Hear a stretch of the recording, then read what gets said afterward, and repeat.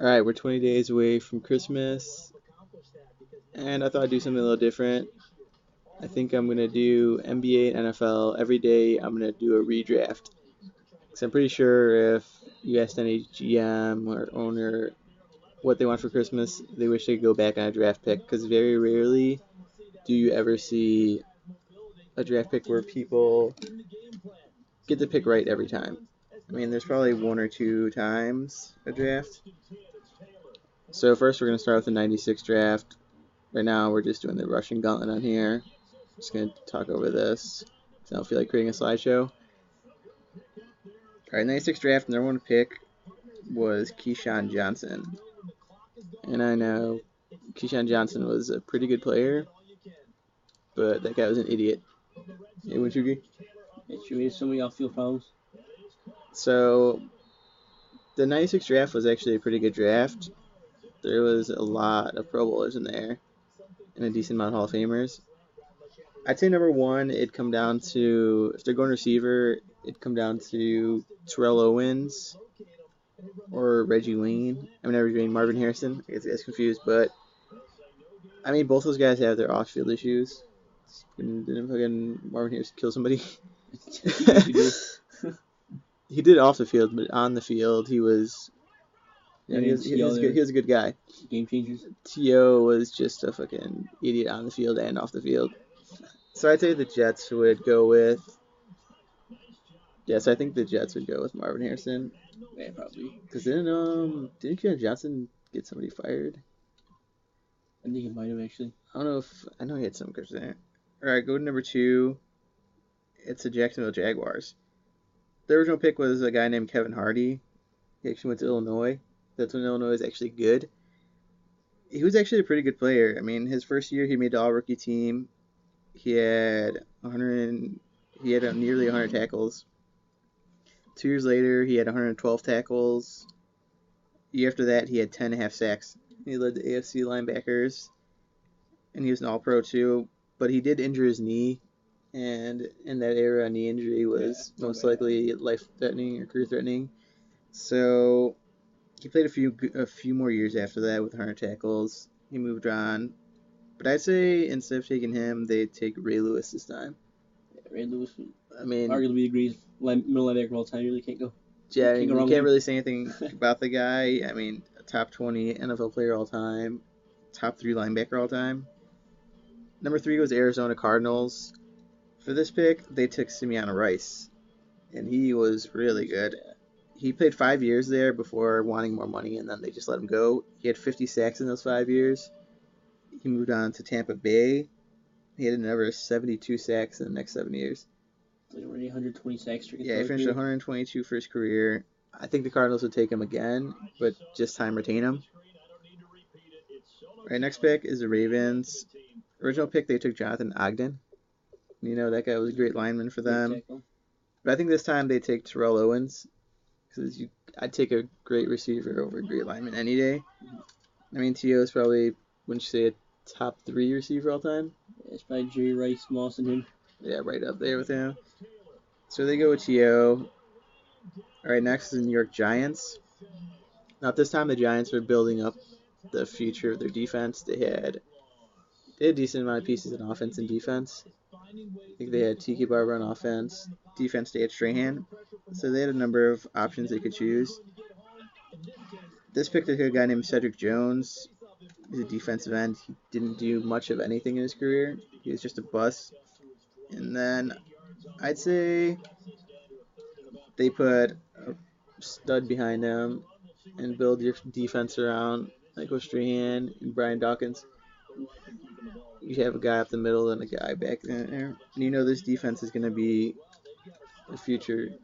It's going to carry him a championship in the future. Yeah. All right, next we move on to the Rams. Pretty sure you heard this guy before. His name was Lawrence Phillips.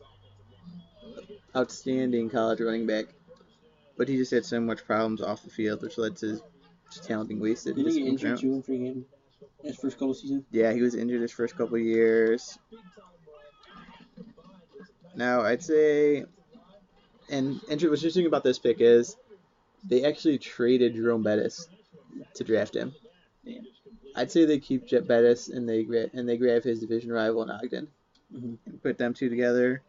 If you have Jerome Bettis running behind left side of Ogden over there. That's a good. Yeah. Now moving on to the Patriots. This gets crazy. All right, so the Patriots at this point in time, they had Bill Parcells as their coach, Belichick on staff, Pete Carroll on staff. Yeah. And so what Parcells wanted to do is he wanted a defensive lineman. But then they went against his wishes and drafted a receiver. A guy by the name of Terry Glenn who sucked. And the Patriots were a great team at this point. They came off 11-5 season. They had Bledsoe, passed for 4,000 yards, I think. So, I mean, it comes down to really two people. It comes down to Leroy Glover, or you take a receiver if you want to let Parcells go and you have Belichick come back to you. I'd say they go receiver and they go with Keyshawn Johnson. If anybody can handle him, it's the Patriots. And plus, you're going to have Pete Carroll as your coach, and then Belichick later on. With Tom Brady coming in too. Plus those two coaches, they might be able to straighten Keyshawn Johnson out. Yeah, if there's any team that can straighten him out, it's got to be the Patriots. Yeah, definitely. Next is the Panthers. They drafted, I don't know how to pronounce this guy's name. It's Tim Biakabutuka. Who? You don't even know his name. That guy's a bust. He was a running back. He was really, really injured. He never played more than 12 games in 6 seasons, and he only played 51 games total and 35 started. He rushed for 2,500 yards and 700 receiving yards over that time. Now, what I'd say they do is stick with running back, but they get Eddie George, who is a fantastic running back. The only problem with him is that they just overworked him and he broke down. I think his first year he had 330 touches, and the next guy had 230. And plus they had a bad offensive line. So I'd say they take Eddie George, they keep his career going longer, and he becomes a great running back for them. Number 9 is the Raiders. They drafted a guy named Ricky Dudley at tight end. And I mean, the guy sucked. He only had 3,000 receiving yards in his career and 33 touchdowns over 8 seasons. Now, they did have Tim Brown at the time. I'd say they're looking for receiving help. I'd say they go with Joe Horn. Joe Horn, 2 future Hall of Famers, right? Joe Horn might be a Hall of Famer. That is 2 underrated guys in my opinion. Joe Horn had 9,000 yards in his career nearly and 60 touchdowns, and he was playing on a bad team. True. Now put him next to Tim Brown. You have a dynamic duo.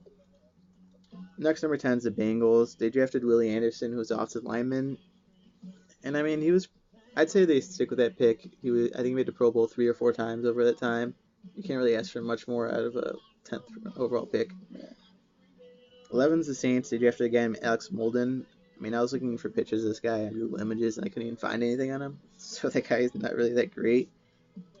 I'd say they take Zach Thomas. Zach Thomas, he's a great linebacker, 6-time Pro Bowler, tackle machine, one of the smartest linebackers of all time. Number 12, we got the Bucks. They created a guy named Regan Upshaw. I mean, this defense hasn't making something special at the time. At the time, they had Derek Brooks and freaking John Lynch on their defense. And their defense carries them to the Super Bowl later down the line. And Upshaw, I mean, they thought they were getting somebody good. He only had 34 sacks over 8 seasons. I'd say they take Leroy Glover here. So you have a stud. Yeah, and Leroy Glover, that guy beats up the interior. I mean, he was a great lineman. He had 83 sacks over his career at defensive tackle. In 1 year, he had 17 and a half. He made 6 Pro Bowls in 12 years. That way, you got a young defensive lineman, a young linebacker, a young safety. And then later in that draft, they also get Mike Allstott. All right, next we have the Chicago Bears. They took Walt Harris, he was an average corner. He did make 1 Pro Bowl, so I guess you could give him that. I'd say they take Lawyer Malloy instead. You build up that once feared Bears defense with a hard hitter, a guy that made multiple Pro Bowls over his career. I mean, that's about where it stops. I mean, I'm not going to go through the whole first round because the rest of the picks is usually just, the only notable guy other than that is probably Teddy Bruschi. And then the rest come, a couple guys that made a few Pro Bowls, like 1 Pro Bowl only. Nobody great. Yeah, nobody really special. So every day we're going to do this. Today we did 96. Later on we're going to do the 96 NBA draft.